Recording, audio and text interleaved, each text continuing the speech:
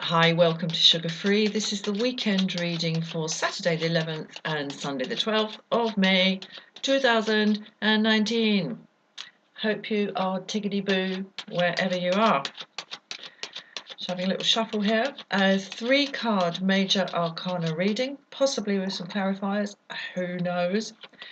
Then one from the swords, one from the wands, one from the pentacles, and one from the cups, to flesh it all out a little bit. Right, beautiful morning here in the south of England. Cloudless blue skies, quite breezy. Lots to do in the veg garden today. Got to get it all going. Get it all going. It's lovely working with the earth. The earth doesn't lie, you see.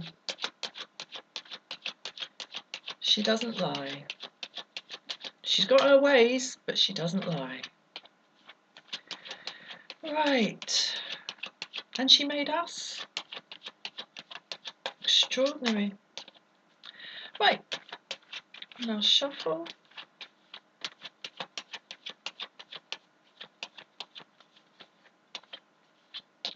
And one last cut. Okay, let's see how it's looking. The Hanged Man in the reverse. I have to think carefully about that. Oh, hold on. I'm just going to adjust this a little bit so we get a better view. Oh, is that okay? Nice and straight. Nice and straight. There we go. Okay, Hangman in the reverse. Hierophant in the reverse. That's what we had yesterday. But there. And the Lovers. Right.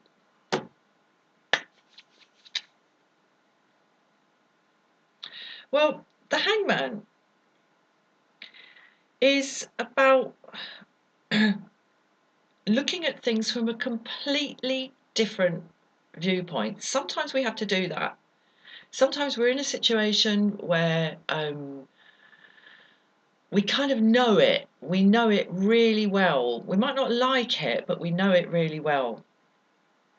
And if there's something that's sticking or blocking or draining or whatever, it can be really useful to just take ourselves out, string ourselves up by the foot on a tree, and hang upside down and look at it all upside down and say, well, if I look at it this way from a completely different perspective, what do I see?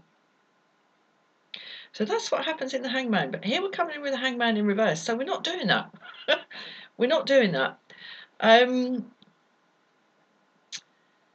Veil card, that which blocks our vision today, the element of ignorance. Now, I've been reading the talks of Sri Ramana Maharshi. Very, very, very interesting. He was an Indian sage around in the early portion of the 20th century. And it's all about the prime existence and the fundamental background, absolute foundation existence of what he calls the self, with a capital S. And he says that all thought, all emotion, all decision, all action, all attribute, all of it is a kind of distraction from the primacy of existence of the self, which is simply conscious awareness flowing through time, with no attribute, no characteristic, no desire, nothing, none of all that. And through meditation, it is possible to still the mind until the point where all one knows is that one is. That's it. That's it. From moment to moment, flowing through time. And he talks about things that can obscure that knowledge. And people go to him and they say, how can I get there? How can I find it? And he keeps saying, you don't need to go anywhere. You don't need to get anything. You don't need to find anything because it's already there. It's a matter of removing the veils. And here we have the veil of ignorance on today's. And that's what he calls it. Just various ignorances. And it's not nasty. It's just not knowing. So what we don't know today is the Hierophant in reverse. So there's an upending here. There's a non-upending here, and there's an upending here of established order. And it's established hierarchy. And when we had this yesterday here as the card when we were coming in, it was the day of glorious misrule, cosmic misrule, when everything's turned on its head. And there's a continuation of that in this reading. Things as they really are is the Lovers in the upright.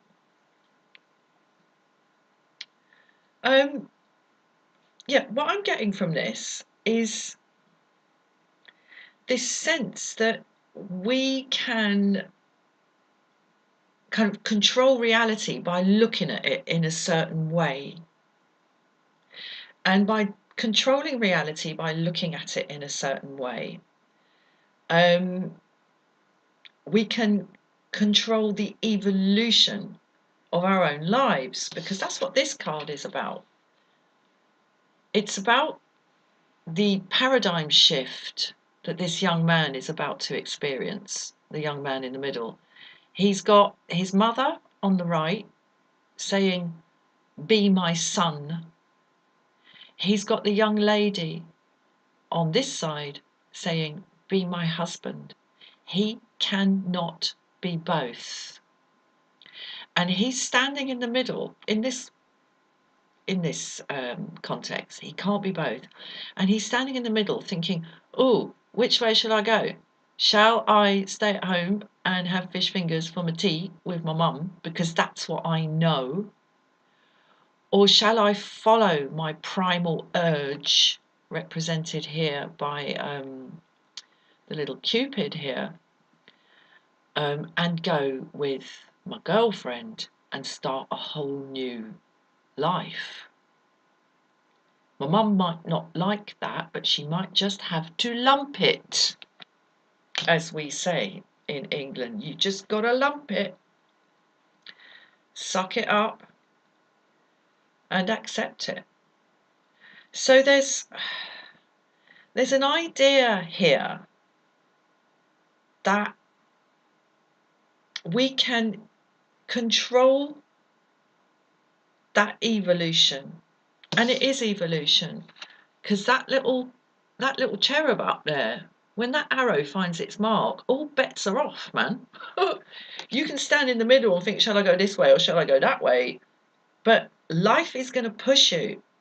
Life is going to push you, no matter how much you tell yourself that you're controlling it by how you see it. But I want to look more carefully at the juxtaposition. There's a really interesting push-pull going on here. There's always a push-pull, isn't there? Maybe I should change the name of the channel to Push-Pull Readings.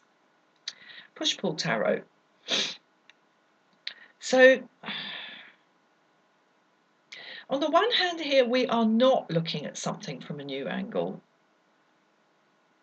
And on the other hand here, we've got this idea of the established order being turned on its head. So perhaps there's a little bit of confusion today about, and what this business of the law of attraction. This is what this is about. It's about this idea that by seeing potential reality in the way you want it to unfold, you can make it unfold in that way. And that's a spiritual matter. And that's why it's the Hierophant here. There are other cards in the tarot that represent hierarchies and order. The Emperor, for example. It's the first one that springs to mind. But it's the Hierophant, so it's a spiritual matter. Now, the thing about the law of attraction is that it's really good to think positively about life. You're more likely to enjoy the day if you approach it in a positive mindset, in a mindset of possibility, of potential, of confidence, enjoyment, and freedom, spaciousness. You are more likely to have a good day. But you can't make the day be good by approaching it in that way. The day will be what the day will be. And by the same token, when the day does what the day does, including all the other people you're going to meet in that day and the forces of nature that are going to happen and the forces of just basic bloody physics that are going to happen, that we're all subject to. If you meet those things with an open and positive mindset, it's all going to go better. But you can't control it in that way. And that's why the law of attraction is limited in its power, shall we say.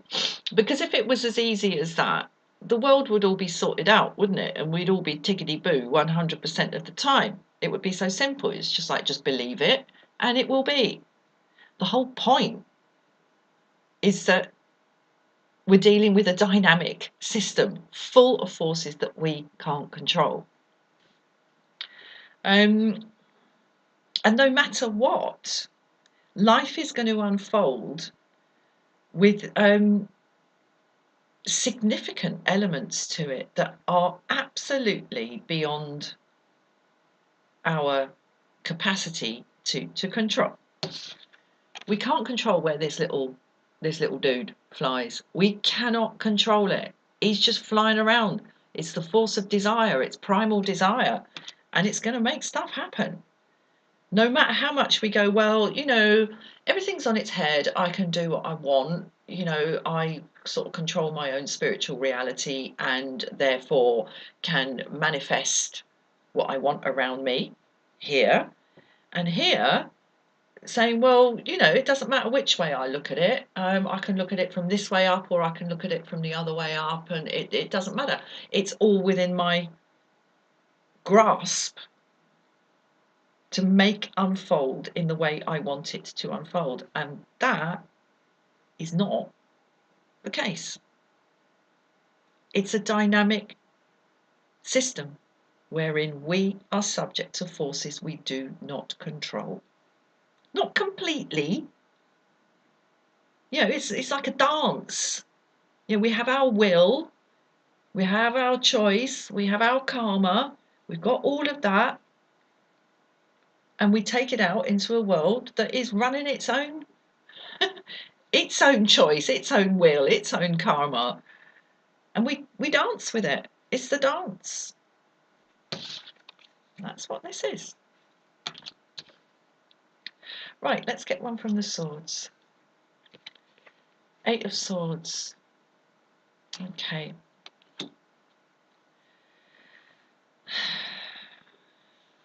Again, let go. Let go. It's the shake it off card. I'm not going to sing it again. Not today, not after my birthday dinner last night. I don't think I could hit the note. Not that I did the last time I sang it, but anyway, it's the shake it off card. All of this, and when I see the 8 of Swords here, I'm just looking at the face of the Hangman here. I mean, look, that's the card, the right way up, so to speak. But look at his face, man.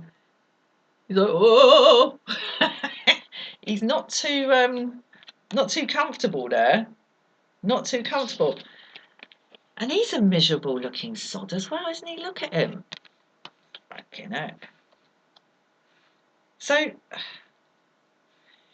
let go of the idea that the way you see life is the way it is. We don't have that degree of control.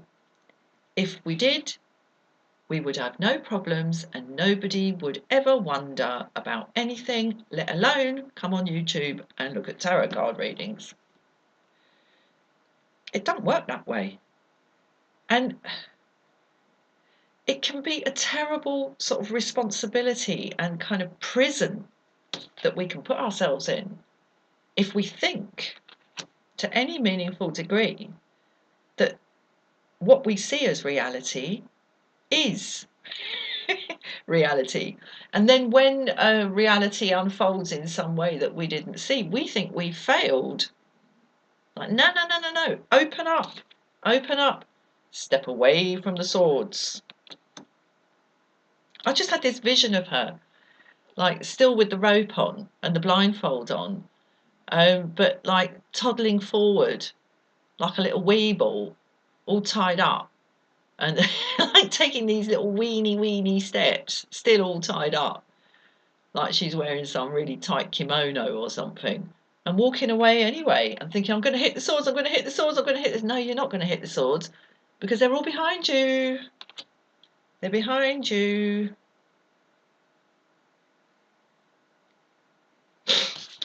Accept the power of the little winged dude. You cannot police it simply by wanting to.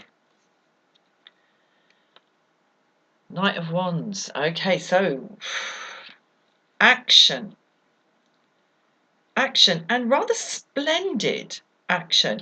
Sometimes in some readings I see this Knight of Wands here in the Rider-Waite as sort of a bit of a, I don't know, it just looks a bit sort of like over flamboyant, but today he's looking splendid.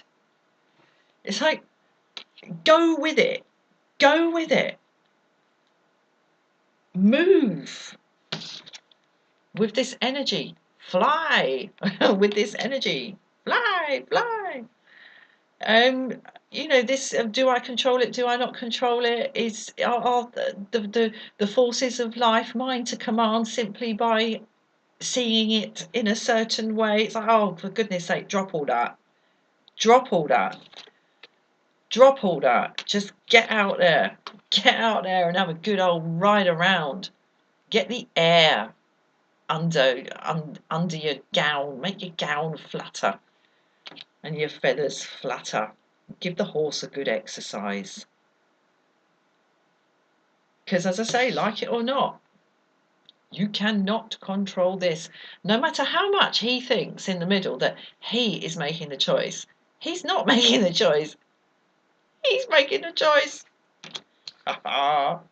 Right. One from the Pentacles. Oh, dear, oh Lord, we had this yesterday. Well, you know, if we insist on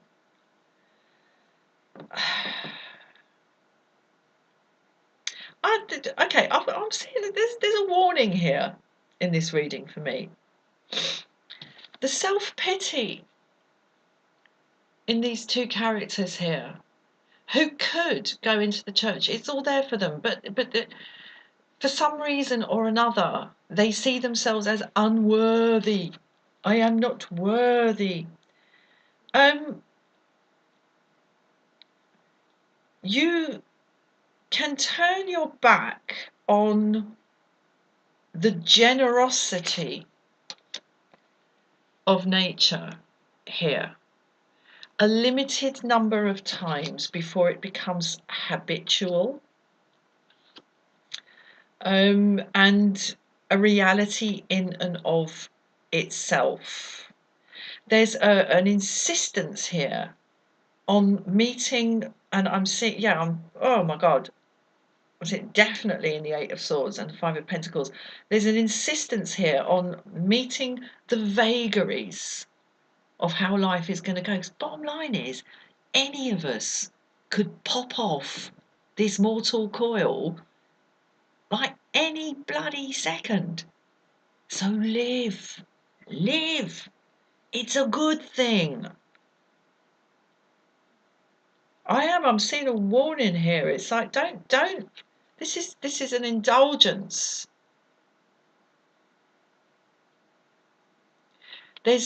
I'm imagining these two characters get into some like shed or something, and sitting there going, oh, they wouldn't have let us in. Nah, they wouldn't have let us in. They let everybody else in, but they won't let us in because we're like specially unworthy, and kind of making themselves like feel more special than they are.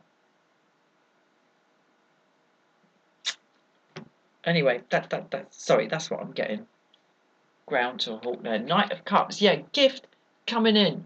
All right, what's in that cup is the absolute unknown of what lies before us as time unfolds. From moment to moment, we have no idea what is coming. And that is, on the one hand, terrifying. On the other hand, absolutely miraculously superb.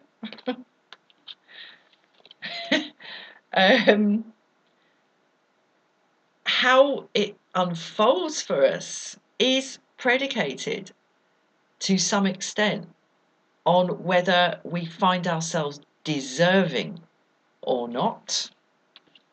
But the bottom line is, whatever attitude we have to the unfolding of life, it's there in that cup, and it simply keeps coming on that pure white horse with that knight with all his beautifully polished shining armour, and look at that sticking out the back there on his helmet. Look at his lovely straight back. It's just going to keep on coming. There's nothing you can do about it. So you might as well accept that cup. Expand into the unknown with the spirit of hope. And that's what I think his headdress with that. It's like something off a Rolls Royce, isn't it? Okay, I'm going to leave it there. Have a wonderful weekend. Who knows what's coming? Who knows? And I'll see you again soon for another reading. Cheers. Bye-bye.